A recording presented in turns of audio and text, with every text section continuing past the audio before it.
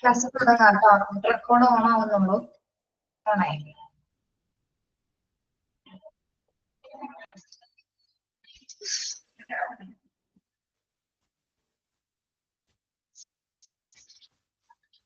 Okay Athira.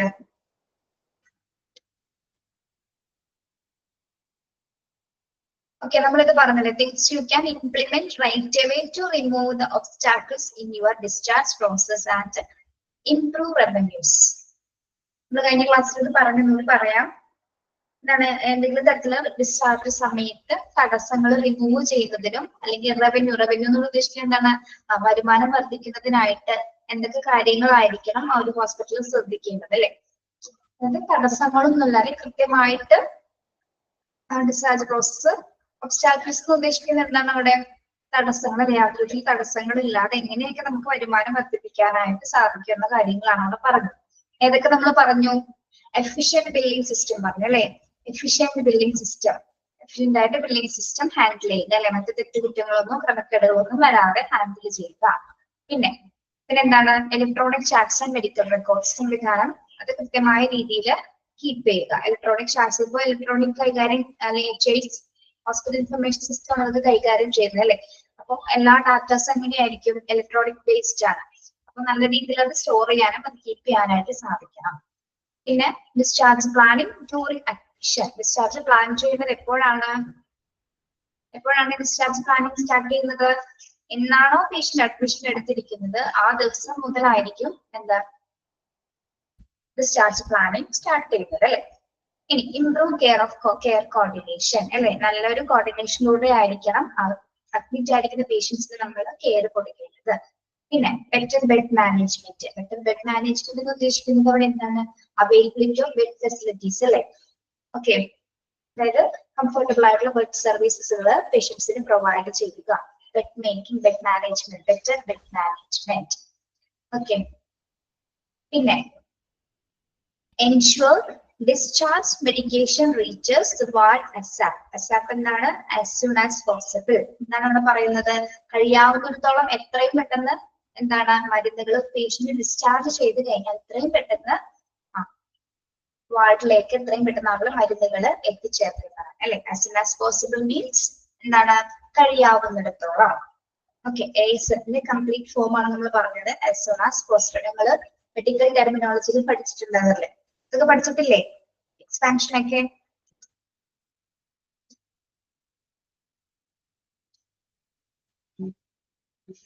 പഠിച്ചിട്ടുണ്ട്, മറന്നുപോയോ? Yes. Okay, ഇത് നമ്മൾ കഴിഞ്ഞ ക്ലാസ്സിൽ പറഞ്ഞു. അവിടെ വരെ എന്തെങ്കിലും സംശയം ഉണ്ടോ? ഈ 6th പോയിന്റ്സ് വരെ എന്തെങ്കിലും സംശയം ഉണ്ടോ?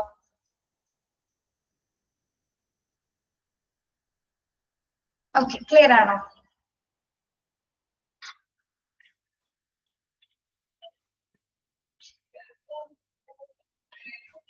Okay, next topic. ഇന്നിപ്പോ കയറി ചെയ്തവരാണെങ്കിൽ പറയാണ് നമ്മള് ഈ പോയിന്റ്സുകൾ ഇന്ന് കഴിഞ്ഞ ക്ലാസ്സിൽ എടുത്ത് എക്സ്പ്ലെയിൻ ചെയ്തതാണ് കേട്ടോ. അതൊന്നും കൂടി ഒന്ന് ആവർത്തിച്ച് പറഞ്ഞേ ഉള്ളൂ. Yes. Next topic, policy and procedure on discharge purpose. Policy and procedures on discharge process. Yes.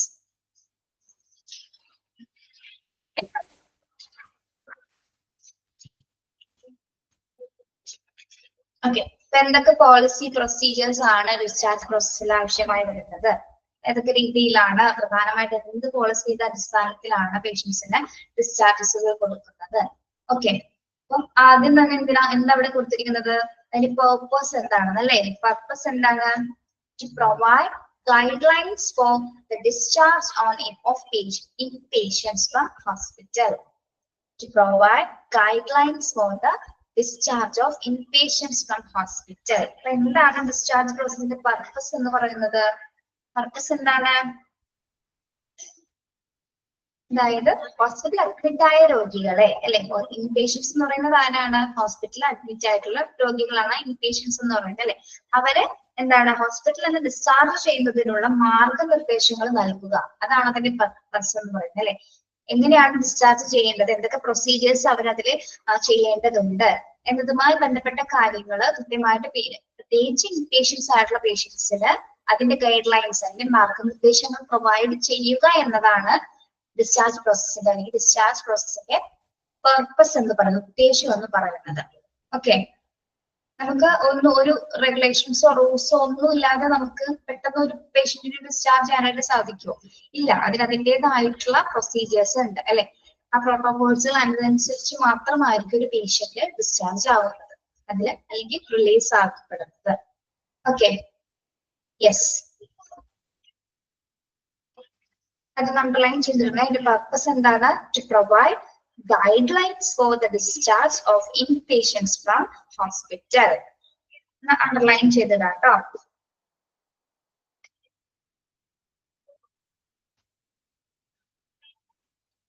Yes.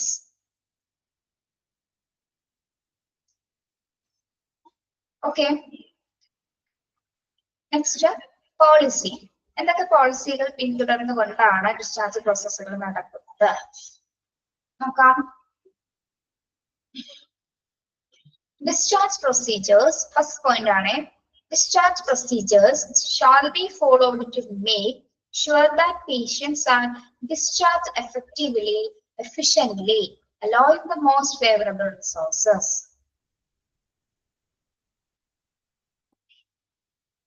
എന്താണ് ഫസ്റ്റ് പോയിന്റ് വരുന്നത്? Discharge procedures shall be followed to make sure that patients are discharged effectively and efficiently, allowing the most favorable resources. എന്താണ് ആദ്യ policy എന്ന രീതിയിൽ പറയുന്നത്? എങ്ങനെയുള്ള ഒരു രീതിയിലുള്ള ഡിസ്ചാർജ് ആയിരിക്കണം പേഷ്യൻസിന് പ്രൊവൈഡ് ചെയ്യേണ്ടത്? എങ്ങനെയുള്ള ഡിസ്ചാർജ് ആയിരിക്കണം?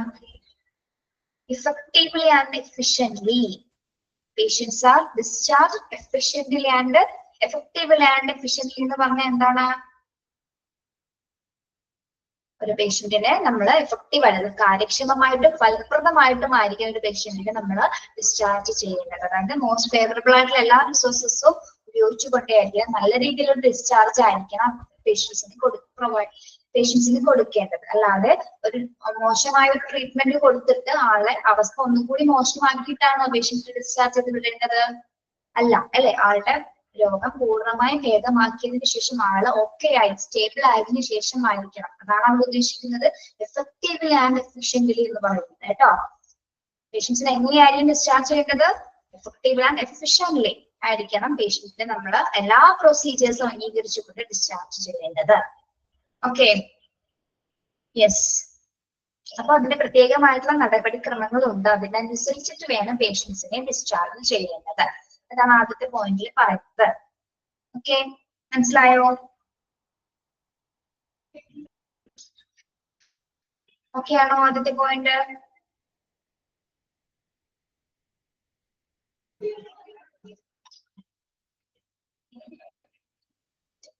യെസ്. സെക്കൻഡ് പോയിന്റ് എന്താണ്? An authorized hospital discharge shall only be made by an order from the primary consultant. However, a patient may discharge himself or herself against medical advice. Okay, an authorized hospital discharge shall only be made by an order from the primary consultant. ഒരു authorised ഹോസ്പിറ്റലിൽ discharge നടക്കുന്നത് എങ്ങനെയായിരിക്കും? ആരായിരിക്കും അതിന്റെ concern കൊടുക്കുന്നത്? ഒരു primary consultant ആയിരിക്കും അല്ലെ, ഒരു ഫിസിഷ്യന്റെ കീഴിലായിരിക്കും, അല്ല അദ്ദേഹത്തിന്റെ അഡ്വൈസ് പ്രകാരമായിരിക്കും എന്താ ഡിസ്ചാർജ് പ്രോസസ് നടക്കുന്നത്. പക്ഷെ നേരെ മറിച്ച് എന്താണ്? Patients may discharge himself or herself against medical advice. ഇനി എന്താണ്? ഈ ഉത്തരവ് മാത്രം ഈ ഡോക്ടറിന്റെ നിർദ്ദേശപ്രകാരം മാത്രമല്ല, അല്ലാതെ പേഷ്യൻസിന് എങ്ങനെ ലീവ് ചെയ്യാനും പറ്റും? എന്തുപയോഗിച്ചിട്ട് ലീവ് ചെയ്യാനും പറ്റും? അഗെയിൻസ്റ്റ് മെഡിക്കൽ അഡ്വൈസ് അല്ലെ, AMA പ്രൊസീജിയർ ഉപയോഗിച്ചുകൊണ്ടും പേഷ്യൻസിന് ലീവ് ചെയ്യാനായിട്ട് അല്ലെങ്കിൽ ഡിസ്ചാർജ് വാങ്ങിക്കാനായിട്ട് സാധിക്കുന്നതാണ്. രണ്ട് രീതിയിൽ നടക്കുന്നുണ്ട് അല്ലെ ഡിസ്ചാർജുകൾ. ഒന്ന് പ്രൈമറി കൺസൾട്ടന്റ് സമ്മതപ്രകാരവും അല്ലെങ്കിൽ അഡ്വൈസ് പ്രകാരവും, അല്ലെങ്കിൽ എന്താണ് അഗെയിൻസ്റ്റ് മെഡിക്കൽ അഡ്വൈസ് പ്രകാരവും പേഷ്യന്റിനെ ഡിസ്ചാർജ് വാങ്ങി പോകാവുന്നതാണ്. സെൽഫായിട്ട് അല്ലെ, യെസ്, സെൽഫായിട്ട് സ്വമേധയാ ഡിസ്ചാർജ് വാങ്ങി പോകാവുന്നത് മാറി. ഓക്കെ, എന്നാണ് സെക്കൻഡ് പോയിന്റിൽ പറയുന്നത്. ഓക്കെ, ഇനി തേർഡ് പോയിന്റ് എന്താണ്? The consultant or his designee shall document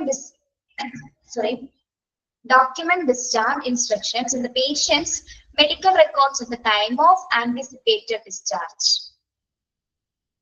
The consultant or his designee shall document discharge instructions in the patient's medical record at the time of anticipated discharges. എന്താണ് അവിടെ പറയുന്നത്?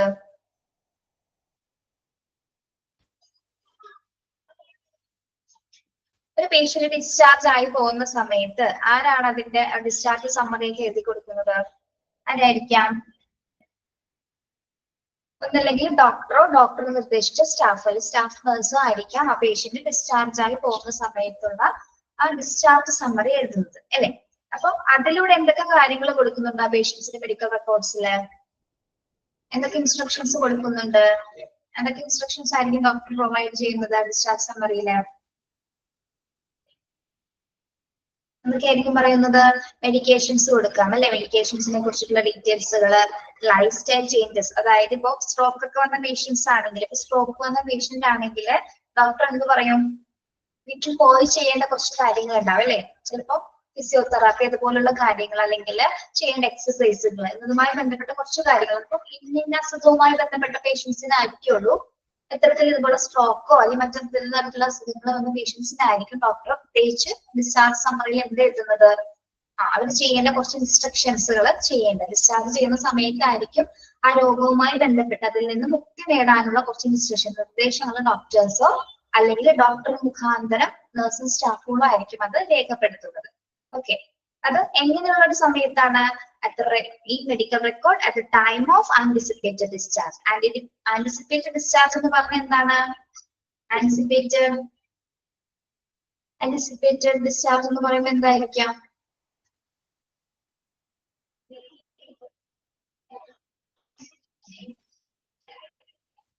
എന്താണ്? ഇപ്പൊ ഒരു പേഷ്യന്റ് അഡ്മിറ്റ് ആയി എന്ന് വിചാരിക്കാം. പേഷ്യന്റ് അഡ്മിറ്റ് ആയി, ദെൻ അപ്പൊ തന്നെ പറയും എത്ര ദിവസത്തേക്കാണ്, ഒരു എക്സ്പെക്റ്റഡ് ഡേറ്റ് പറയും, അല്ലെ? ഏത് ദിവസത്തേക്ക്, അല്ലെങ്കിൽ 5 ദിവസത്തെ കോഴ്സ്, അത് എക്സ്പെക്റ്റഡ് ആയിട്ടൊരു ഡേറ്റ് ഫിക്സ് ചെയ്യാൻ നിശ്ചിതമായിട്ടൊരു ഡേറ്റ് പറയും. അതിന് നമ്മൾ ആന്റിസിപ്പേറ്റഡ് ഡിസ്ചാർജ് എന്ന് പറയുന്നത് ഒരു നിശ്ചിത പീരീഡില്. ഇപ്പൊ 5 ദിവസത്തെ ആന്റിബയോട്ടിക് കോഴ്സുകൾ, അല്ലെങ്കിൽ 7 ദിവസം, അല്ലെ? അങ്ങനെയായിരിക്കും ഒരു കോഴ്സ് പീരീഡ് തീരുമാനിക്കും. ഒരു മരുന്നിന്റെ ട്രീറ്റ്മെന്റ് പീരീഡ് എന്ന് പറയുന്നത് ഇത്രയൊരു ദിവസമായിരിക്കാം. അപ്പൊ അത് പ്രതീക്ഷിക്കാവുന്ന ഒരു ഡേറ്റ് ആണ്, അല്ലെ? അത്തരത്തില് അപ്പൊ ഡോക്ടേഴ്സ് പറയുകയാണ് ഇത്ര ദിവസം അഡ്മിറ്റ് ആവണം എന്ന് പറയുമ്പോൾ നമുക്കത് എന്തായിട്ട് വിചാരിക്കാം? ആന്റിസിപ്പേറ്റഡ് ഡിസ്ചാർജ് ടൈം ആണത്. ഇന്ന ദിവസത്തിനുള്ളിൽ പേഷ്യന്റ് ഡിസ്ചാർജ് ആവും, ഇത്ര ദിവസം അവിടെ അഡ്മിറ്റ് ചെയ്താൽ മതി. ഓക്കെ, അതൊരു പ്രതീക്ഷിതമായിട്ടുള്ള ഒരു അഡ്മിഷൻ ആണത്.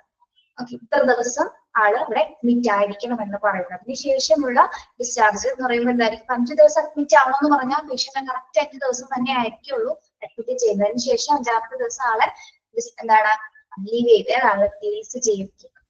ഓക്കെ, അവിടെ എന്താ പറയുന്നത്? The consultant or his designee shall document discharge instructions in the patient's medical record at the time of anticipated discharge.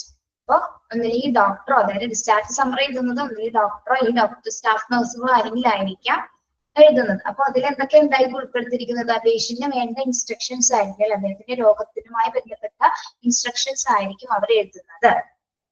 Medical record at the time of anticipated discharge. Okay. Yes. അടുത്ത point എന്താണ്? Fourth point. A discharge summary shall be prepared and all the patients are provided with a discharge summary at the time of discharge. Okay. A discharge summary shall be prepared and all the patients are provided with the discharge summary at the time of discharge. എന്താ പറയുന്നത്? Admit ആവുന്ന എല്ലാ പേഷ്യൻസിന്റെയും തയ്യാറാക്കേണ്ട ഒന്നാണ് എന്ത്? Admit ആവുന്ന എല്ലാ പേഷ്യൻസിനും വേണ്ടി തയ്യാറാക്കേണ്ട ഒന്നാണ് എന്ത്? ഡിസ്ചാർജ് സമ്മറി, അല്ലെ? യെസ്, എല്ലാ പേഷ്യൻസിന്റെയും ഡിസ്ചാർജ് സമ്മറി പ്രിപ്പയർ ചെയ്യുകയും അത് പോകുന്ന സമയത്തായിരിക്കും എന്ത് ചെയ്യുന്നത്? അത് വിട്ടുകൊടുക്കും. ഡിസ്ചാർജ് സമ്മറി നമുക്ക് തന്നുവിടില്ലേ? തന്നുവിടില്ല, അല്ലെങ്കിൽ അവിടെ സൂക്ഷിക്കുകയാണോ ചെയ്യുന്നത്? നമുക്ക് തന്നുവിടുവോ? തന്നുവിടും അല്ലെ? അതിന്റെ ഒരു കോപ്പി അവിടെ ഉണ്ടായിരിക്കും. നമ്മൾക്ക് ഓൾറെഡി ഒരെണ്ണം നമ്മുടെ കയ്യിലുണ്ട് അല്ലെ? ബാക്കിയുള്ള രേഖകൾ അവിടെ ഉണ്ടായിരിക്കും, പക്ഷെ നമ്മുടെ കയ്യിലത് തന്നുവിട്ടിരിക്കും അല്ലെ? Okay, yes. അപ്പൊ ഇത് ആദ്യം മുതൽ എല്ലാ പേഷ്യൻസിനും ഡിസ്ചാർജ് സമ്മറി പ്രിപ്പയർ ചെയ്യുകയും പോകുന്ന സമയത്ത് എന്ത് ചെയ്യണം? എല്ലാ ഡിസ്ചാർജ് സമ്മറി പേഷ്യൻസിനെ പ്രൊവൈഡ് ചെയ്യുകയും ചെയ്യണം അല്ലെ? ഡിസ്ചാർജ് ആവുന്ന ടൈമിൽ അവർക്ക് അത് തിരിച്ചു കൊടുക്കുകയും ചെയ്യും. Okay, yes. Then fifth point എന്താണ്? The ward sister shall be the responsible person to ensure complaints with policy like billing, duration to finish a discharge process, etc. The ward sister shall be the responsible person to ensure complaints with this policy like billing, duration to finish a discharge process, etc. എന്താണ് ward സിസ്റ്ററിന്റെ responsibility എന്ന് ഇവിടെ പറയുന്നത്? ഒരു ഡിസ്ചാർജിന്റെ ടൈമിൽ ഒരു ward നഴ്സിന്റെ അല്ലെങ്കിൽ ward സിസ്റ്ററിന്റെ duty എന്താണ്?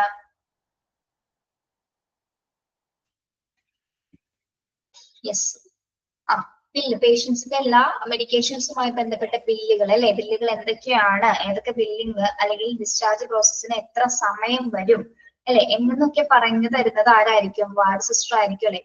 ഇപ്പൊ നോക്കാം, നമ്മളിപ്പോ ഡിസ്ചാർജ് ആയതിനു ശേഷം എന്ത് പറയും? ബില്ലായിട്ടുണ്ടെന്ന് വാർഡ് നേഴ്സ് ആയിരിക്കും നമ്മളോട് വന്ന് പറയുന്നത് അല്ലെ? ബില്ലായിട്ടുണ്ട്, ഇത്ര സമയത്തിനുള്ളിൽ ഡിസ്ചാർജ് നടക്കും, അല്ലെങ്കിൽ ഇത്ര കുറച്ച് സമയം നമ്മൾ ചിലരോട് വെയിറ്റ് ചെയ്യാൻ പറയും അല്ലെ? അതൊക്കെ ആ നിർദ്ദേശങ്ങളൊക്കെ വന്ന് പറയുന്ന റെസ്പോൺസിബിലിറ്റി ആരുടേതാണ്? വാർഡ് നേഴ്സ് ആണ് അത് കൈകാര്യം ചെയ്യുന്നത് അല്ലെ? നമ്മുടെ റൂമിലോ അല്ലെങ്കിൽ വാർഡിലാണെങ്കിൽ അവർ വന്ന് നമ്മളോട് പറയും, വിനീതയുടെ ബില്ലിംഗ് റെഡി ആയിട്ടുണ്ട്, ഇത്ര സമയം എടുക്കും, ഡിസ്ചാർജ് പ്രോസസ് നടന്നുകൊണ്ടിരിക്കുകയാണ്, മെഡിക്കേഷൻസിന് എത്ര സമയം എടുക്കുമെന്ന് നമ്മൾക്ക് ഇൻസ്ട്രക്ഷൻസ് തരുന്നത്, അല്ലെങ്കിൽ നമ്മളൊക്കെ അതുമായി ബന്ധപ്പെട്ട കാര്യങ്ങൾ പറഞ്ഞു തരുന്നത് ആരാണ്? ഒരു വാർഡ് നേഴ്സ് ആയിരിക്കും. ഓക്കെ, അത് അവരുടെ ഉത്തരവാദിത്തമാണ്, അത് പേഷ്യൻസിനെ അറിയിക്കുക എന്നുള്ളത്. Okay, yes.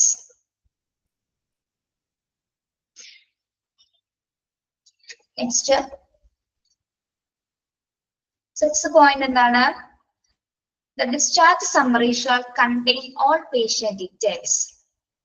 The discharge summary shall contains all patient details. Discharge സമ്മറിയിൽ എന്തൊക്കെ ഉണ്ടായിരിക്കും? പേഷ്യൻസിന്റെ എല്ലാ കാര്യങ്ങളും അല്ലെ? എല്ലാ ഡീറ്റെയിൽസും അതിൽ ഉൾപ്പെടുത്തിയിട്ടുണ്ടായിരിക്കും. ഓക്കെ, അതായത് ഫസ്റ്റ് അഡ്മിഷൻ മുതൽ എത്ര ദിവസമാണോ പേഷ്യന്റ് അഡ്മിറ്റ് ആയിരിക്കുന്നത് അതുവരെയുള്ള എല്ലാ കാര്യങ്ങളും, ഓരോ ദിവസത്തെ ഓരോ കാര്യങ്ങളും സ്പെസിഫൈ ചെയ്ത് തന്നെ ഡിസ്ചാർജ് സമ്മറിയിലെ എല്ലാ ഡീറ്റെയിൽസും കൃത്യമായിട്ട് രേഖപ്പെടുത്തിയിട്ടുണ്ടായിരിക്കും അല്ലെ? അതിൽ പ്രത്യേകിച്ച് എന്തൊക്കെ കാര്യങ്ങളായിരിക്കും അതിൽ ഉൾക്കൊള്ളുക? ഡിസ്ചാർജ് സമ്മറിയിൽ പേഷ്യന്റുമായി ബന്ധപ്പെട്ട എന്തൊക്കെ കാര്യങ്ങളായിരിക്കും വരുന്നത്?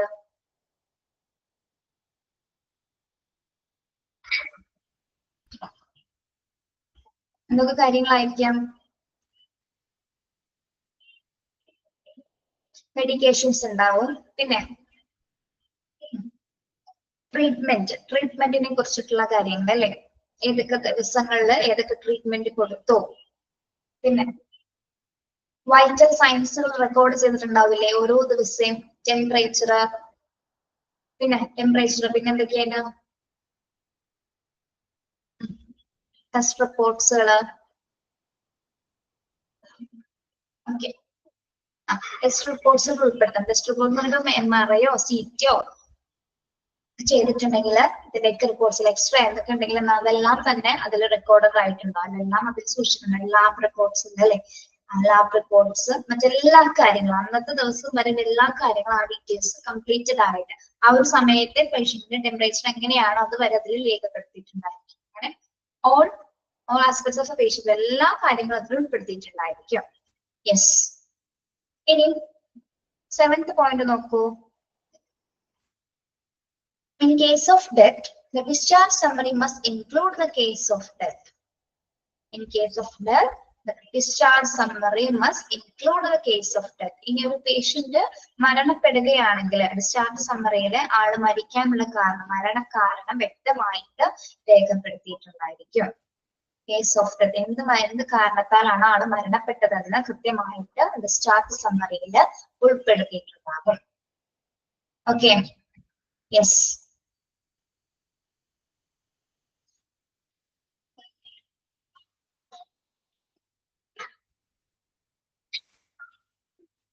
ഇപ്പൊ ഒരു കുറെ ദിവസങ്ങൾ കിടന്ന പേഷ്യൻസ് മരിച്ചവരുണ്ടാവും, അല്ലെങ്കിൽ അന്ന് അഡ്മിറ്റ് ആയ ഒരു പിറ്റേ ദിവസം അല്ലെങ്കിൽ അന്ന് പുലർച്ചെയോ അല്ലെങ്കിൽ ആ ഒരു ദിവസം കംപ്ലീറ്റ് ചെയ്യുന്നതിന് മുമ്പും പേഷ്യൻസ് മരിച്ചിട്ടുണ്ട്. എന്നിരുന്നാലും എന്താണ് അതിന്റെ കാരണം എന്ന് വ്യക്തമായിട്ട് അതിൽ രേഖപ്പെടുത്തിയിരിക്കണം. Okay, yes. Then 8th point എന്താണ്? The nurse shall be responsible for completing the discharge checklist and explaining the discharge summary to the patient or family.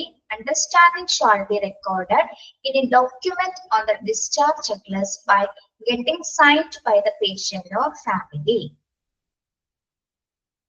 ശ്രദ്ധിക്കാം, എന്താണ്? The nurse shall be responsible for completing the discharge checklists. ഒരു നഴ്സിന്റെ പൂർണ്ണ ഉത്തരവാദിത്തമാണ് എന്ത്? ആ discharge സമ്മറിയിൽ complete check ലിസ്റ്റിലുള്ള കാര്യങ്ങൾ complete ചെയ്തോ അല്ലെ, അതെല്ലാം കൃത്യമായിട്ട് ചെയ്തോ എന്ന് ചെക്ക് ചെയ്യേണ്ട ഡ്യൂട്ടി ആരുടേതാണ്? നഴ്സിന്റെയാണ് അല്ലെ. മാത്രമല്ല അത് ആ ഡിസ്ചാർജ് സമ്മറിയിൽ എഴുതിയിരിക്കുന്ന കാര്യങ്ങൾ എക്സ്പ്ലെയിൻ ചെയ്ത് കൊടുക്കണം. ആർക്കാണ് എക്സ്പ്ലെയിൻ ചെയ്ത് കൊടുക്കേണ്ടത്? Explain the discharge summary to the patients or family patients. അല്ലെങ്കിൽ ഫാമിലി മെമ്പേഴ്സിന് ആർക്കെങ്കിലും ആ ഡിസ്ചാർജ് സമ്മറി എന്താണെന്നുള്ളത് അവർക്ക് എക്സ്പ്ലെയിൻ ചെയ്ത് കൊടുക്കണം. അതിൽ എന്തൊക്കെ എഴുതിയിട്ടുണ്ടെന്നുള്ളത് എക്സ്പ്ലെയിൻ ചെയ്ത് കൊടുക്കണം. ഓക്കെ, അവരിങ്ങനെ നമ്മുടെ റൂമിലോ അല്ലെങ്കിൽ വാർഡിലാണെങ്കിൽ വന്ന് കൃത്യമായിട്ട് അവരത് വായിച്ച് കേൾപ്പിക്കുക അല്ലെ, പറയും ഇങ്ങനെയൊക്കെയാണ് എഴുതിയിരിക്കുന്നത് നമ്മൾ പറയാം. അഡ്മിറ്റ് ആയവർക്കാണെങ്കിൽ അറിയാൻ പറ്റും, ആ സിറ്റുവേഷൻ ഹാൻഡിൽ ചെയ്തവർക്ക് അറിയാൻ പറ്റും. അങ്ങനെയാണ് നമുക്ക് പറഞ്ഞു തരുന്നത് അതിൽ എന്തൊക്കെ കാര്യങ്ങൾ ഉൾപ്പെടുത്തിയിട്ടുണ്ടെന്നുള്ളത് കൃത്യമായിട്ട് പറഞ്ഞു തരും. ഓക്കെ, ശരിക്കും നമ്മുടെ ഒരു രോഗത്തെ കുറിച്ചിട്ടുള്ള അത്രയും ദിവസത്തെ ഒരു വിവരണമാണ്, ഒരു വാലുവേഷൻ ആണ് ഡിസ്ചാർജ് സമ്മറിയിൽ കംപ്ലീറ്റ് ആയിട്ട് കാണുന്നത് അല്ലെ.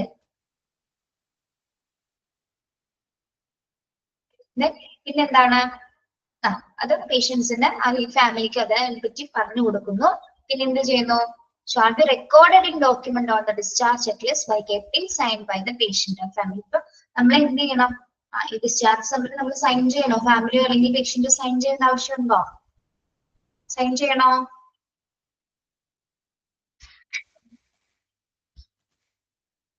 സൈൻ ചെയ്യണോ പിള്ളേരെ? യെസ്, സൈൻ ചെയ്യണം അല്ലെ. സൈൻ ചെയ്തതിനു ശേഷം അവർ ആ ചെക്ക് ലിസ്റ്റ് അല്ലെങ്കിൽ ആ ഡോക്യുമെന്റേഷൻ കൃത്യമായിട്ട് അവിടെ എന്താണ് റെക്കോർഡ് ഉണ്ട്, അത് ഡോക്യുമെന്റ് ആക്കി മാറ്റുകയാണ് ചെയ്യുന്നത് അല്ലെ. നമ്മൾ സൈൻ ചെയ്ത കാര്യങ്ങൾ അവര് ഡോക്യുമെന്റേഷൻ ചെയ്യും. ഓക്കെ, അപ്പൊ എന്താണ്? ഒരു റെസ്പോൺസിബിൾ ആയിട്ടുള്ള ഒരു നഴ്സ് ഡിസ്ചാർജ് സമ്മറി പേഷ്യൻസിന് അവരുടെ ഫാമിലിക്ക് എക്സ്പ്ലെയിൻ ചെയ്ത് കൊടുക്കുകയും അവരിൽ നിന്ന് അവരുടെ സൈൻ വാങ്ങുകയും ചെയ്തത്. അതിനുശേഷം അതെന്താണ്? ഡോക്യുമെന്റ് ആയിട്ട് അത് റെക്കോർഡ് ചെയ്യുകയും ചെയ്യുന്നു. ഓക്കെ, നമ്മൾ വീണ്ടും ഒന്നുകൂടി പറയോട്ടോ, പറഞ്ഞു പോകുന്നുള്ളൂ. 9th point എന്താണ്? Patients who request discharge against medical advice shall be explain the risk and informed consent policy. Patient who request discharge against medical advice shall be explained on the consequences of advice shall be explained the risk and informed consent policy. എന്താണ് 9th പോയിന്റിൽ പറയുന്നത്? എന്താണ്? Patients request ചെയ്യണം അല്ലെ, അവർക്ക് against medical advice, അതായത് ഡോക്ടറുടെ നിർദ്ദേശപ്രകാരമല്ലാതെ നമുക്ക് അവിടെ റിലീസ് ആവണമെന്ന് പേഷ്യന്റ് പറയാണ് അല്ലെ. AMA ആ പ്രോസസ് അനുസരിച്ച് എഗെയിൻസ്റ്റ് മെഡിക്കൽ ഡിസ്ചാർജ് അനുസരിച്ച് പോകണം എന്ന് പറയുന്ന സമയത്ത് എന്താണ്? അവർക്ക് അതുമൂലം ഉണ്ടാകുന്ന റിസ്കുകളെ കുറിച്ചിട്ട് ആര് എക്സ്പ്ലെയിൻ ചെയ്യുന്നു? അതിനെപ്പറ്റി ബന്ധപ്പെട്ട ആൾക്കാരെ, ഇപ്പൊ നഴ്സോ അല്ലെങ്കിൽ ഡോക്ടേഴ്സോ അതിനെപ്പറ്റി എക്സ്പ്ലെയിൻ ചെയ്ത് കൊടുക്കും. എന്തൊക്കെ റിസ്കുകൾ അതുമൂലം ഉണ്ടാകും. ഇപ്പൊ ഡോക്ടറുടെ നിർദ്ദേശപ്രകാരം അല്ല ആള് പോകുന്നത്. ഓക്കെ, മാത്രമല്ല ഹോസ്പിറ്റലിന്റെ ആ ഒരു പോളിസി പ്രകാരം എന്താണ്? AMA ആ ഫോം ഒക്കെ കംപ്ലീറ്റ് ചെയ്ത് അത് സൈൻ ചെയ്ത് വിട്ട് മാത്രമായിരിക്കും പേഷ്യൻസിന് അവിടെ നിന്ന് ലീവ് ചെയ്യിപ്പിക്കുന്നത്. ഓക്കെ, നമ്മൾ കഴിഞ്ഞ ക്ലാസ്സിൽ പഠിച്ചില്ലേ AMA മെഡിക്കൽ ഫോം എന്താണെന്ന്? മനസ്സിലെ പേഷ്യന്റ് ആണത് എഴുതുന്നത് അല്ലെ. പേഷ്യന്റിന്റെ കൺസേൺ ലെറ്റർ ആണത്. പേഷ്യന്റ് സ്വമേധയാ പോകുകയാണെന്നുള്ള ഒരു ലെറ്റർ ആണത്. ഓക്കെ, ആ റെക്കോർഡ് അവിടെ ഹോസ്പിറ്റലിൽ വാങ്ങിച്ചതിന് ശേഷം മാത്രമായിരിക്കും, അതിന്റെ റിസ്കുകളെ പറ്റി ഡോക്ടർ പറഞ്ഞതിന് ശേഷം മാത്രമായിരിക്കുള്ളൂ, സൈൻ ചെയ്തതിന് ശേഷം മാത്രമായിരിക്കുള്ളൂ വിടുന്നത്. Okay, yes. അപ്പൊ പേഷ്യന്റ് റിക്വസ്റ്റ് ചെയ്യുന്നതിനനുസരിച്ച് നമുക്ക് എന്താണ്? ഹോസ്പിറ്റലിനെ AMA ഫോം കംപ്ലീറ്റ് ചെയ്തിട്ട് അവരെ വിടാനും സാധിക്കുന്നതാണ്. ഓക്കെ, എങ്കിലും എന്താണ്? റിസ്ക് ഉള്ള പരിപാടിയാണ് അല്ലെ. എന്തെങ്കിലും പറ്റിക്കഴിഞ്ഞാൽ ഹോസ്പിറ്റലിൽ അതിൽ യാതൊരു ഉത്തരവാദിത്വം ഉണ്ടാവാൻ പാടില്ല. അപ്പൊ അതിൽ നിന്നുള്ള പ്രൊട്ടക്ഷന് വേണ്ടിയിട്ടാണ് ആ ഫോം കംപ്ലീറ്റ് ചെയ്യുന്നത്. ഓക്കെ, ആ ഫോം സൈൻ ചെയ്ത് വാങ്ങിക്കുന്നത്. യെസ്.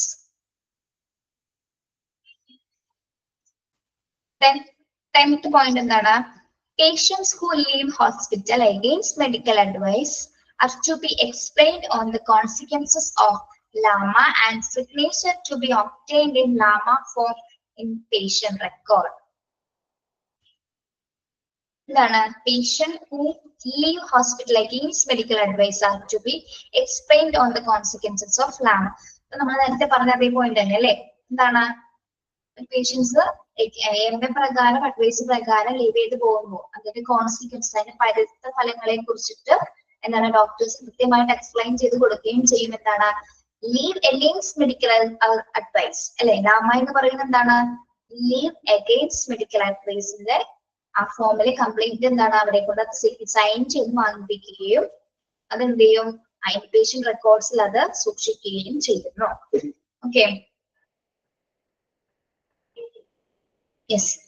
അപ്പൊ ആ ഫോം വാങ്ങിച്ചു വെച്ചില്ല, അല്ലെങ്കിൽ അവരെ കൊണ്ട് സൈൻ ചെയ്തില്ലെങ്കിൽ എന്താ സംഭവിക്കുന്നത്? പേഷ്യന്റ് പോയി കഴിഞ്ഞതിന് ശേഷം എന്തെങ്കിലും ഒരു അപകടം ഉണ്ടായി കഴിഞ്ഞാൽ അതിന്റെ പൂർണ്ണ ഉത്തരവാദിത്വം ആർക്കായിരിക്കുള്ളൂ?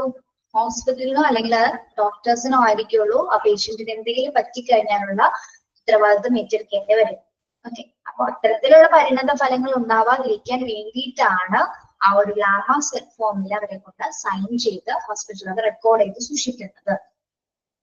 ഓക്കെ.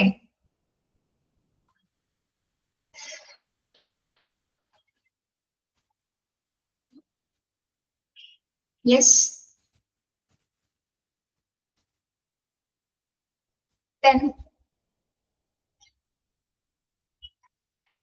ഇതിന്റെ ഫുൾ അറിയാലോ?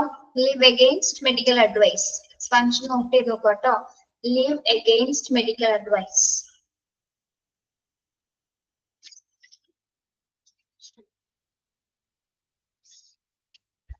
Then 11th point, a patient who comes to casualty take treatment and leave hospital with the CMO consent. As OP consultations are given prescription based on patient's conditions. A patient who comes to casualty take treatment and leave hospital with the CMO consent. കവിത എന്താ പറയുന്നത്? തനിക്ക് കിട്ടിയ text ബുക്കിൽ ഈ chapter ഇല്ലെന്നോ? അതെന്താണോ?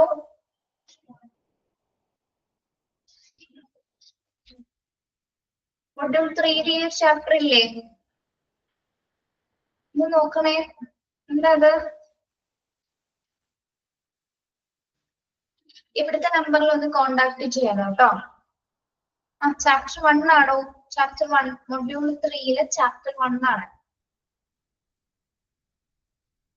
ഒന്ന് നോക്കിയേ, ഇനി മാറി കിടക്കുമ്പോ നോക്കിയേ, പേര് വെച്ച് നോക്കട്ടെ, നമ്പർ വെച്ച് നോക്കട്ടെ. ഡിസ്ചാർജ് പ്രോസസ് എന്നാണ് ചാപ്റ്ററിന്റെ പേര്.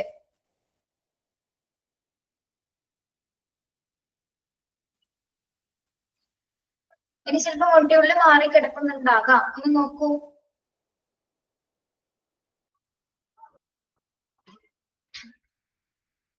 മാറിയായിരിക്കും ഇവിടെ ചിലപ്പോ കിടക്കുന്ന. പേര് വെച്ച് നോക്കൂ. നിങ്ങളെ പറയാറില്ലേ, നമ്പർ വെച്ച് നിങ്ങൾ നോക്കണ്ട, പേര് വെച്ച് നോക്കൂ. നമ്പർ വൈസ് എന്തെങ്കിലും മിസ്റ്റേക്ക് വന്നിട്ടുണ്ടാവാം, അത് നോക്കണ്ട.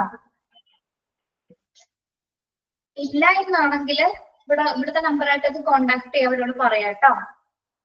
ഓക്കെ, അതിനുശേഷം അവർ അതിന്റെ എന്താ പറയാ പ്രിന്റഡ് ആയിട്ടുള്ള നോട്ട്സ് അതിന് അയച്ചു തരും കേട്ടോ. ഇവിടെ പറയട്ടെ, ഇന്ന് എന്നെ കോണ്ടാക്ട് ചെയ്ത് പറയണേ.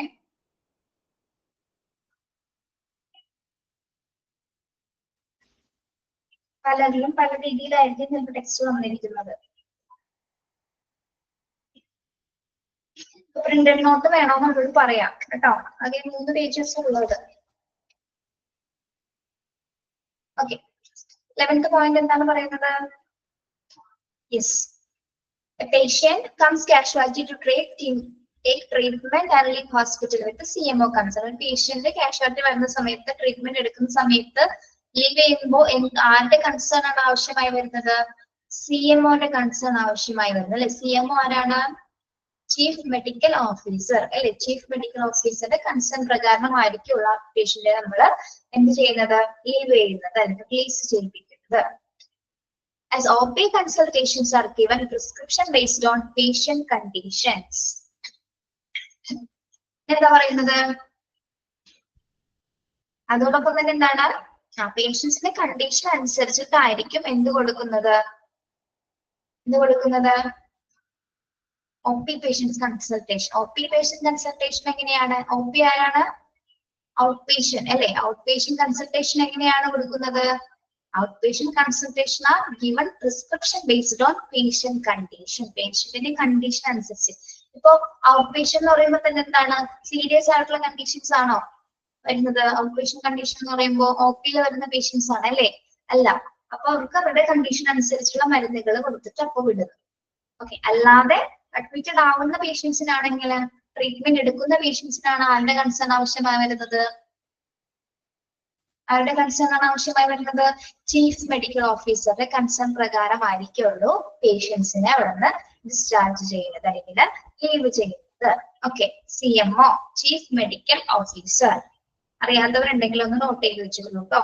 ചീഫ് മെഡിക്കൽ ഓഫീസർ നമ്മൾ വേറെ ചാപ്റ്റേഴ്സിലൊക്കെ അത് പഠിച്ചിട്ടുണ്ടാവും. ഓക്കെ, അറിയാത്തവർ ഉണ്ടെങ്കിൽ നോട്ട് ചെയ്യുക.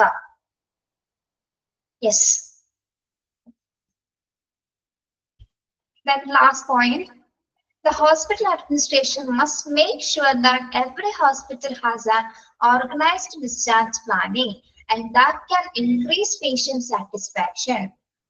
The hospital administration must make sure that every hospital has an organized discharge planning. എന്താണ്, എല്ലാ ഹോസ്പിറ്റലിലും എന്തുണ്ടാവും, ഒരു ഓർഗനൈസ്ഡ് ആയിട്ടുള്ള ഡിസ്ചാർജ് പ്ലാനിങ് സ്ട്രക്ചർ ഉണ്ടാവും അല്ലെ. അതിനനുസരിച്ചിട്ടായിരിക്കുള്ളൂ എല്ലാ ഡിസ്ചാർജ് പ്രോസസ്സുകളും ഒരു ഹോസ്പിറ്റലിൽ നടക്കുന്നത്. അതിനനുസരിച്ച് മാത്രം പ്രവർത്തിച്ച് ആ ഡിസ്ചാർജ് പ്രകാരം മാത്രമേ പേഷ്യൻസിനെ റിലീസ് ചെയ്താൽ മാത്രമേ എന്തുണ്ടാവുള്ളൂ, അതിന് വേണ്ടിയിട്ടാണ് ഇൻക്രീസ് പേഷ്യന്റ് സാറ്റിസ്ഫാക്ഷൻ അല്ലെ, പേഷ്യൻസിന്റെ സംതൃപ്തിക്ക് വേണ്ടിയിട്ടാണ് നല്ലൊരു രീതിയിലുള്ള സ്ട്രക്ചർ ഡിസ്ചാർജ് പ്രോസസ്സിങ് കൃത്യമായിട്ട് എന്താണ് തയ്യാറാക്കപ്പെട്ടിരിക്കുന്നത്. ആ ഓർഗനൈസ്ഡ് മാനറിൽ മാത്രമായിരിക്കണം പേഷ്യൻസിനെ നമ്മൾ ഡിസ്ചാർജ് ചെയ്യുന്നത്. അല്ലാതെ അവർക്ക് എന്തെങ്കിലും കോംപ്ലിക്കേഷൻസ് ഉണ്ടാക്കി കൊടുത്തിട്ടാണോ പേഷ്യൻസിനെ റിലീവ് ചെയ്യേണ്ടത്? അല്ല, അവരുടെ സംതൃപ്തി അനുസരിച്ചിട്ട് വേണം അവർ ആ ട്രീറ്റ്മെന്റിൽ ഓക്കെ ആണ്, സംതൃപ്തരാണ് എന്നുള്ള ഒരു എന്തുണ്ടായിരിക്കണം, പേഷ്യൻസിന് അതില് അവരെ പൂർണ്ണമായിട്ട് എന്താണ് അവർ അതില് ഓക്കെ ആണെന്നുള്ളൊരു കൺസേൺ അവരിൽ നിന്ന് നമുക്ക് ലഭിക്കുകയും വേണം അല്ലെ. അപ്പൊ അവരുടെ കംഫർട്ടിനനുസരിച്ചിട്ടായിരിക്കും ഡിസ്ചാർജ് പ്രോസസ്സുകൾ സ്മൂത്ത് ആയിട്ട് നടത്തപ്പെടുന്നത്.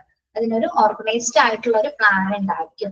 ആ പ്ലാനിന്റെ അടിസ്ഥാനത്തിലായിരിക്കും എല്ലാ ഹോസ്പിറ്റൽസിലും എന്ത് നടക്കുന്നത്, ഡിസ്ചാർജ് അല്ലെങ്കിൽ ഡിസ്ചാർജ് പ്രോസസ്സ് നടത്തപ്പെടുന്നത്. പ്രത്യേകിച്ച് പേഷ്യൻസിന്റെ സാറ്റിസ്ഫാക്ഷൻ ഇൻക്രീസ് ചെയ്യുന്ന തരത്തിലായിരിക്കുള്ളൂ ഡിസ്ചാർജ് പ്രോസസ്സുകൾ എല്ലാ ഹോസ്പിറ്റലുകളിലും നടക്കുന്നത്. ഓക്കെ, നമുക്കൊന്നുകൂടി നോക്കാം. അതിന്റെ പർപ്പസ് എന്തായിരുന്നു discharge പ്രോസസ്സിന്റെ? To provide guidelines for the discharge of inpatients from hospital. എന്താണ് പർപ്പസ് എന്ന് പറയുന്നത്? എന്തിനു വേണ്ടിയിട്ടാണ് ഡിസ്ചാർജ് പ്രോസസ്? എന്തിനു വേണ്ടിയിട്ടായിരുന്നു? അതായത് ഹോസ്പിറ്റലിലുള്ള ഇൻപേഷ്യൻസിന്, അതായത് കിടപ്പ് രോഗികളെ ആശുപത്രിയിൽ നിന്ന് ഡിസ്ചാർജ് ചെയ്യുന്നതിനുള്ള മാർഗനിർദ്ദേശങ്ങൾ നൽകുന്നതിന് വേണ്ടിയിട്ടാണ് അതിന്റെ മെയിൻ പർപ്പസ് എന്ന് പറയുന്നത്. ഹോസ്പിറ്റലിൽ അഡ്മിറ്റ് ആയിട്ടുള്ള പേഷ്യൻസിന് ഏതെല്ലാം രീതിയിൽ, ഏതൊക്കെ രീതിയിൽ നല്ല നിർദ്ദേശങ്ങൾ അനുസരിച്ചിട്ട് അവരെ എങ്ങനെ ഡിസ്ചാർജ് ചെയ്യാം എന്നതാണ് അതിന്റെ പർപ്പസ്, മെയിൻ ഉദ്ദേശം എന്ന് പറയുന്നത്. ഇനി അതിൽ എന്തെല്ലാം പോളിസീസ് ആണ് ഉൾപ്പെടുത്തിയിരിക്കുന്നത്? ഫസ്റ്റ് പോളിസി എന്താണ് പറയുന്നത്? എന്തൊക്കെ കാര്യങ്ങളാണ്? Discharge procedure shall be followed to make sure that patients are discharged എങ്ങനെയായിരിക്കണം? effectively and efficiently. പേഷ്യൻസ് എങ്ങനെയായിരിക്കണം? ഫലപ്രദമായും കാര്യക്ഷമമായിട്ടുമായിരിക്കണം അവരെ ഡിസ്ചാർജ് ചെയ്യാൻ പറ്റുന്നത് എന്നല്ലെങ്കിൽ വളരെയധികം എന്താണ് ഫേവറബിൾ റിസോഴ്സ് ഉൾപ്പെടുത്തിക്കൊണ്ടായിരിക്കണം അവരെ കാര്യക്ഷമമായിട്ട് ഡിസ്ചാർജ് ചെയ്യേണ്ടത്. effectively and efficiently എന്നുള്ളത് അണ്ടർലൈൻ ചെയ്യാം. ഓക്കെ, then second point എന്താണ്? ആരായിരിക്കണം ഇതിനൊരു കൺസേൺ കൊടുക്കേണ്ടത്? An authorized hospital discharge shall only be made by an order from, ആരുടെ ഓർഡർ അനുസരിച്ചായിരിക്കണം? പ്രൈമറി കൺസൾട്ടന്റിന്റെ ഓർഡർ അനുസരിച്ചിട്ടായിരിക്കും ഒന്നല്ലെങ്കിൽ ഡിസ്ചാർജ്, അതായത് ഡോക്ടറുടെ നിർദ്ദേശപ്രകാരമായിരിക്കാം ഡിസ്ചാർജ് കൊടുക്കുന്നത്. അല്ലെങ്കിലോ patient may discharge himself or herself against medical advice. AMA discharge പ്രകാരവും പേഷ്യൻസിന് ഡിസ്ചാർജ് വാങ്ങാനുള്ള പോളിസി അവിടെ പറയുന്നുണ്ട്. രണ്ട് രീതിയിലും പറ്റും അല്ലെ? പ്രൈമറി കൺസൾട്ടന്റിന്റെ നിർദ്ദേശപ്രകാരവും പോകാം, AMA വഴിയും പേഷ്യന്റിനെ ഡിസ്ചാർജ് ആകാം. ഓക്കെ, ആ രണ്ട് പോയിന്റ് ക്ലിയർ ആണോ?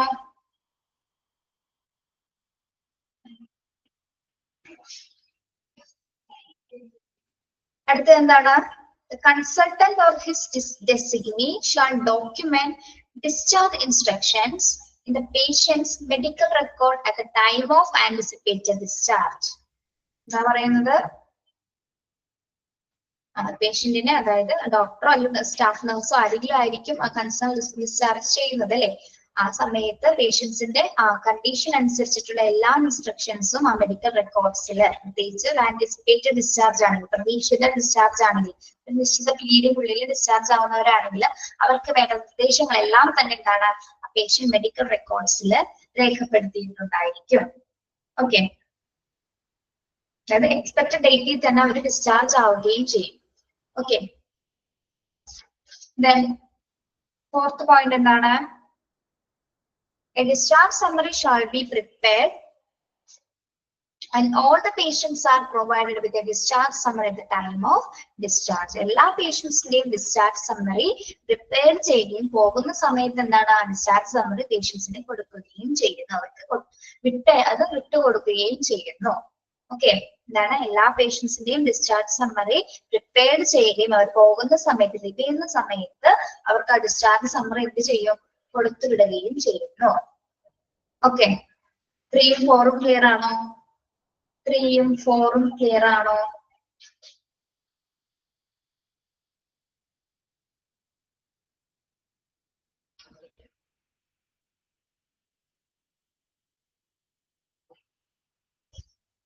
യെസ്. ഇനി വാർഡ് സിസ്റ്റർ റെസ്പോൺസിബിലിറ്റി എന്താണെന്നാണ് പറയുന്നത്? വാർഡ് സിസ്റ്ററുടെ റെസ്പോൺസിബിലിറ്റി എന്താണ്?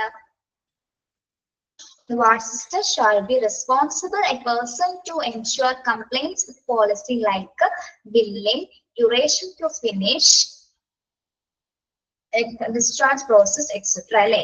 എന്താണ്? ensure complaints with this policy അല്ലെ? ബില്ലിംഗ് സിസ്റ്റവുമായി ബന്ധപ്പെട്ട് ബില്ലിംഗ് കാര്യങ്ങള്, അല്ലെങ്കിൽ എത്ര സമയത്തിനുള്ള ഡിസ്ചാർജ് പ്രോസസ് ഫിനിഷ് ആവും എന്നതുമായി ബന്ധപ്പെട്ടുള്ള കാര്യങ്ങളെല്ലാം വന്ന് പറയുന്നത് ആരായിരിക്കും? വാർഡ് നഴ്സിന്റെ ഡ്യൂട്ടി ആൻഡ് റെസ്പോൺസിബിലിറ്റി ആണത്, പേഷ്യൻസിനെ അറിയിക്കുക എന്നുള്ളത്. Okay, then the discharge summary shall contain all patient details. Discharge സമ്മറിയിൽ പേഷ്യൻസിന്റെ എല്ലാ കാര്യങ്ങളും കണ്ടെയ്ൻ ചെയ്തിട്ടുണ്ടായിരിക്കും, പേഷ്യൻസിന്റെ എല്ലാ ഡീറ്റെയിൽസും അതിൽ ഉൾപ്പെടുത്തിയിട്ടുണ്ടായിരിക്കും. 7th പോയിന്റ് എന്താണ്? In case of death, the discharge summary must include the case of death. ഇനി ഒരു പേഷ്യൻസ് മരിക്കുകയാണെങ്കിൽ ആ പേഷ്യന്റിന്റെ മരണകാരണം ഡിസ്ചാർജ് സമ്മറിയിൽ വ്യക്തമായിട്ട് രേഖപ്പെടുത്തിയിട്ടുണ്ടായിരിക്കണം. ഓക്കെ, പിന്നെ the nurse shall be responsible for completing the discharge checklist and explain the discharge summary to the patient or family. Understanding shall be recorded in a document on the discharge checklist by getting signed by the patient or family. എന്താണ്? നഴ്സിന്റെ ഡ്യൂട്ടിയാണ് discharge check ലിസ്റ്റുകൾ complete ചെയ്യാന്നുള്ളത് അല്ലെ. അതിനുശേഷം എന്താണ് discharge summary പേഷ്യൻസിന് പറഞ്ഞു കൊടുക്കുന്നത് അല്ലെ. ഡിസ്ചാർജ് സമ്മറിയിൽ എഴുതിയിരിക്കുന്ന കാര്യങ്ങളെ പറ്റി പേഷ്യൻസിന് പറഞ്ഞു കൊടുക്കുന്നു. അതിനുശേഷം എന്ത് ചെയ്യുന്നത് അത് ഡോക്യുമെന്റ് ആക്കിയതിനു ശേഷം പേഷ്യൻസിന്റെ സൈൻ അതിൽ കൃത്യമായിട്ട് അതിൽ സൈൻ ചെയ്യിപ്പിക്കും. പേഷ്യൻസിനെ കൊണ്ടോ അല്ലെങ്കിൽ ഫാമിലിനെ കൊണ്ടോ കൃത്യമായിട്ട് അത് സൈൻ ചെയ്യിപ്പിക്കുന്നു. പിന്നെ 6ഉം 7ഉം 8ഉം ക്ലിയർ ആണോ? 6ഉം 7ഉം 8ഉം ക്ലിയർ ആണോ?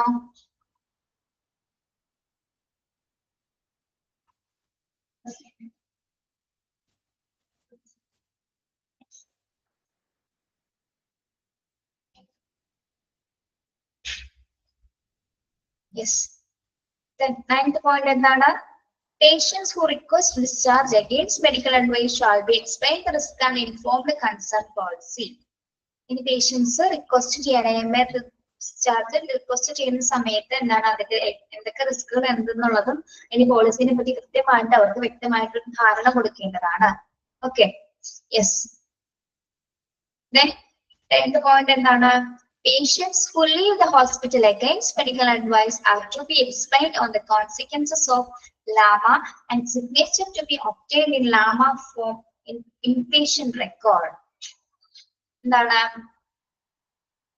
പേഷ്യൻസിനെ എന്താ ചോദിക്കുന്നത്? എഗെയിൻസ്റ്റ് മെഡിക്കൽ അഡ്വൈസ് അല്ലെ?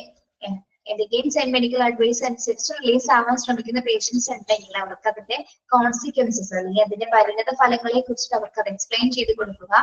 ദെൻ എന്താണ് ലാമ ഫോമിൽ കൃത്യമായിട്ട് സൈൻ ചെയ്ത് വാങ്ങിക്കണം അല്ലെ? ലീവ് എഗെയിൻസ്റ്റ് മെഡിക്കൽ അഡ്വൈസ് ഫോമിൽ നമ്മുടെ കൃത്യമായിട്ട് പേഷ്യൻസിനെ കൊണ്ട് എഴുതി അവരുടെ സൈൻ കൃത്യമായി വാങ്ങിക്കുകയും അത് ഇൻപേഷ്യന്റ് റെക്കോർഡ്സിൽ അത് സൂക്ഷിക്കുകയും വേണം. Okay, yes. Then the patient who comes to casualty take treatment and leave hospital with the CMO consent. Patients treatment എടുത്ത് വരികയാണെങ്കിൽ എന്താണ് CMOയുടെ കൺസേൺ ഉണ്ടെങ്കിൽ മാത്രം അവരെ നമുക്ക് ലീവ് ചെയ്യാനായിട്ട് സാധിക്കുള്ളൂ അല്ലെ? CMOയുടെ കൺസേൺ ഉണ്ടായിരിക്കണം. ചീഫ് മെഡിക്കൽ ഓഫീസറുടെ കൺസേൺ അനുസരിച്ചിട്ട് വേണം പേഷ്യന്റിനെ ഡിസ്ചാർജ് ചെയ്യേണ്ടത്. ഇനി as OP consultation are given prescription based on patient condition. In your OP patient ആണെങ്കിൽ എന്താണ് ഔട്ട്പേഷ്യന്റ് സർവീസസ് ആണെങ്കിൽ ആ പേഷ്യന്റിന്റെ കണ്ടീഷൻ അനുസരിച്ച് എന്ത് ചെയ്യുന്നു? ആ പേഷ്യൻസിന് മരുന്ന് കൊടുത്തിട്ട് വിടുന്നത് വളരെ സീരിയസ് ആയിട്ടുള്ള കണ്ടീഷൻസ് ഒന്നും അല്ല അല്ലെ? OP വരുന്ന പേഷ്യൻസ് ആണ്. അപ്പൊ അവിടെ മറ്റുള്ള കൺസേൺ ലെറ്റേഴ്സോ സൈനോ ഒന്നും അവിടെ ആവശ്യമായിട്ട് വരുന്നില്ല. പേഷ്യന്റിന്റെ കണ്ടീഷൻ അനുസരിച്ച് പേഷ്യന്റിനെ കൺസൾട്ട് ചെയ്ത പ്രിസ്ക്രിപ്ഷൻ അനുസരിച്ച് മരുന്നുകൾ മാത്രം കൊടുത്തു വിടുക. അല്ലാതെ ട്രീറ്റ്മെന്റ് എടുക്കുന്ന പേഷ്യൻസിനാണ് എന്താണ് ലീവ് ചെയ്യുന്ന സമയത്ത് CMOന്റെ കൺസേൺ ഉണ്ടായിരിക്കണം. അല്ലാത്ത പക്ഷെ OP കൺസൾട്ടേഷൻ അത് ആവശ്യമായി വരുന്നില്ല. ഇനി ലാസ്റ്റ് പോയിന്റ് എന്താണ്? എല്ലാ ഹോസ്പിറ്റലിൽ നിന്നുണ്ടായിരിക്കും ഓർഗനൈസ്ഡ് ഡിസ്ചാർജ് പ്ലാനിങ് ഉണ്ടായിരിക്കും. അതിനനുസരിച്ചിട്ടായിരിക്കും ഡിസ്ചാർജ് പ്രോസസ്സുകൾ നടത്തുന്നതും. അതെന്തിനു വേണ്ടിയിട്ടാണ്? ഇൻക്രീസ് പേഷ്യന്റ് സാറ്റിസ്ഫാക്ഷന് വേണ്ടിയിട്ടാണ് കൃത്യമായ രീതിയിൽ ഓർഗനൈസ്ഡ് മാനറിലെ ഡിസ്ചാർജ് പ്രോസസ്സുകൾ ഹോസ്പിറ്റലിൽ കംപ്ലീറ്റ് ചെയ്യുന്നത്. പ്രത്യേകിച്ച് എന്താണ് പേഷ്യൻസിന്റെ സംതൃപ്തി നിലനിർത്തിക്കൊണ്ടാണ് ഡിസ്ചാർജ് പ്രോസസ്സുകൾ കാര്യക്ഷമമായിട്ട് എല്ലാ ഹോസ്പിറ്റലുകളും കൈകാര്യം ചെയ്യുന്നത്. ഓക്കെ, ഇതാണ് ഒരു ഡിസ്ചാർജ് പ്രോസസ്സുമായി ബന്ധപ്പെട്ട കുറച്ച് പോളിസീസ് എന്ന് പറയുന്നത്. മനസ്സിലായോ നിങ്ങൾക്ക്? എന്തെങ്കിലും സംശയം ഉണ്ടോ? ക്ലിയർ ആണോ?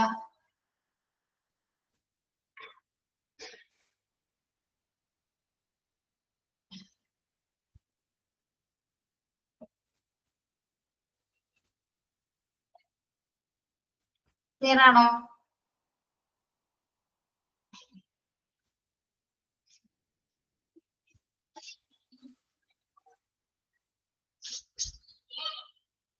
യെസ്. ഇനി നമ്മളിപ്പോ പറഞ്ഞ കാര്യങ്ങളുടെയൊക്കെ തന്നെ ഒരു ഫ്ലോ ചാർട്ട് ഇവിടെ കൊടുത്തിട്ടുണ്ട്.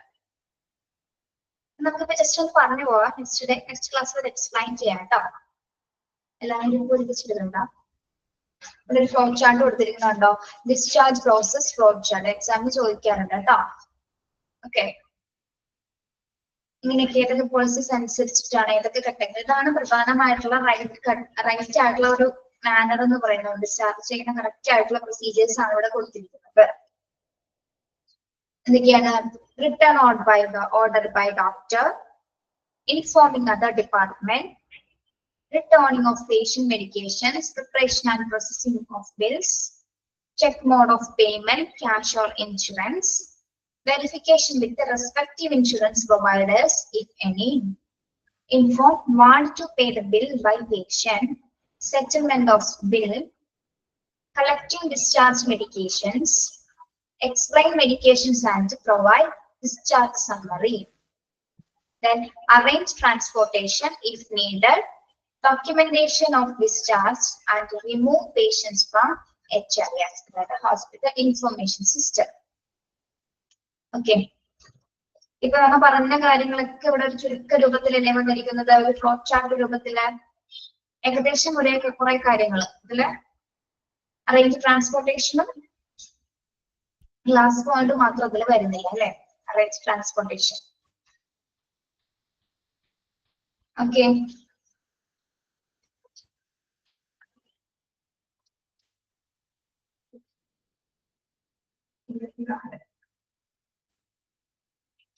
നെക്സ്റ്റ് ക്ലാസ്സിൽ വരുമ്പോൾ ഇതൊന്ന് നോക്കിയിട്ട് വരാം കേട്ടോ. നിങ്ങള് ഞാൻ ചാപ്റ്റർ കഴിഞ്ഞു. ഈ ഡിസ്ചാർജ് പ്രോസസ് എന്ന ചാപ്റ്റർ കഴിഞ്ഞ് കഴിഞ്ഞാൽ നമ്മൾ നെക്സ്റ്റ് എടുക്കുന്നത് മെറ്റീരിയൽ മാനേജ്മെന്റ് ആണ് കേട്ടോ. മെറ്റീരിയൽ മാനേജ്മെന്റ് ചാപ്റ്റർ ആണ്. നമ്പർ എനിക്ക് ഓർമ്മയില്ല, പേര് നോക്കാം കേട്ടോ. മെറ്റീരിയൽ മാനേജ്മെന്റ് കുറച്ച് വലിയ ചാപ്റ്റർ ആണ്, അതൊന്ന് വേഗം എടുക്കുകയാണ് അത്. അല്ലെങ്കിൽ നമ്മൾ ലാസ്റ്റിലേക്ക് വെച്ചാൽ ഇനി എല്ലാത്തിനും ലെങ്ത് ഉള്ളതാണ്, ഇത് മാത്രം വരുന്ന ഒരു ചെറിയ ചാപ്റ്റർ. ഓക്കെ, അടുത്ത ദിവസം വേഗം ഒന്ന് പറഞ്ഞു കഴിയും. ചാപ്റ്റർ 10, യെസ്, ചാപ്റ്റർ 10 ആണ് മെറ്റീരിയൽസ് മാനേജ്മെന്റ്.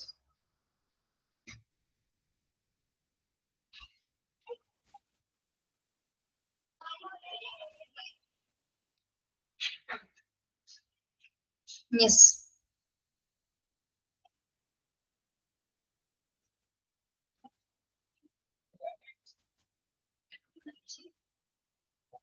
ഓക്കെ. ജസീല പോവാണോ? ക്വസ്റ്റ്യൻ ചോദിക്കണ്ടേ?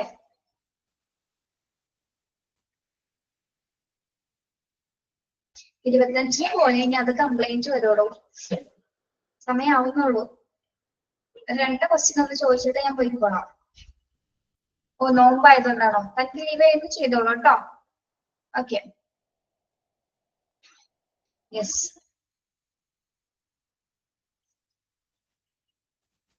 ഓക്കെ ഓക്കെ എടോ, ഓക്കെ.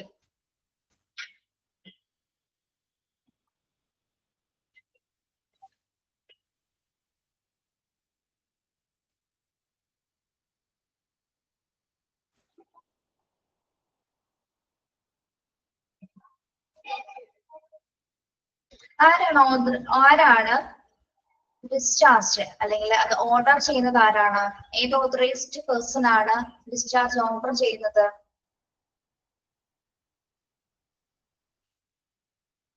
ഏത് ഓതറൈസ്ഡ് പേഴ്സൺ ആണ് ഡിസ്ചാർജ് ഓർഡർ ചെയ്യുന്നത്? പ്രൈമറി കൺസൾട്ടന്റ് അല്ലെ? പ്രൈമറി കൺസൾട്ടന്റ് ആണ്. Okay, yes.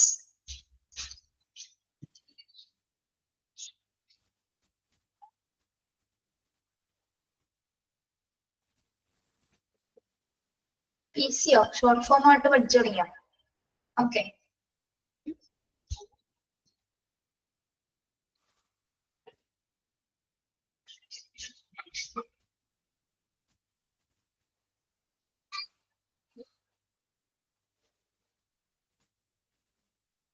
Yes. Expansion of llama. Expansion of llama.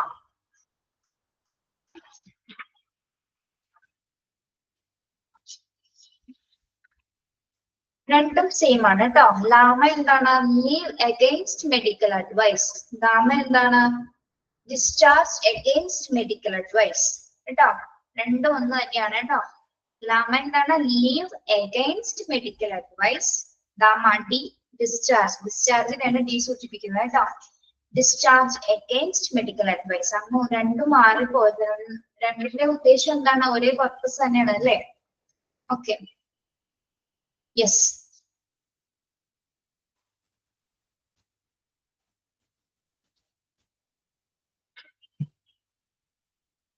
Then CMO.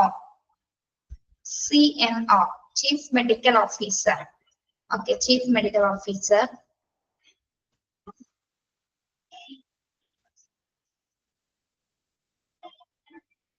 In case of death, the discharge summary must include the dash.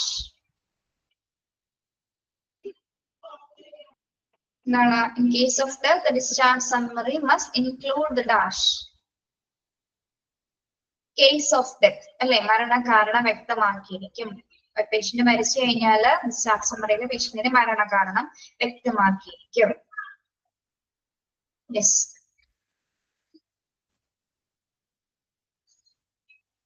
Who is responsible for completing the discharge checklist? Who is responsible for completing the discharge checklist? Okay, nurse. Okay. Okay, yes, very good. Okay, നിങ്ങൾക്ക് 12 പോയിന്റ്സും clear ആണല്ലോ. ഒന്നും കൂടി വീട്ടിൽ പോയിരുന്ന് വായിക്കണം കേട്ടോ. വീട്ടിൽ പോകണ്ടല്ലേ, സ്കൂളിലാണെന്ന് നോക്കാം, ഞാൻ പറഞ്ഞു വരും. വീട്ടിലിരുന്ന് ഒന്നും കൂടി വായിക്കാം, റിവൈസ് ചെയ്യണം കേട്ടോ. Okay okay, thank you. Have A nice day. Yes.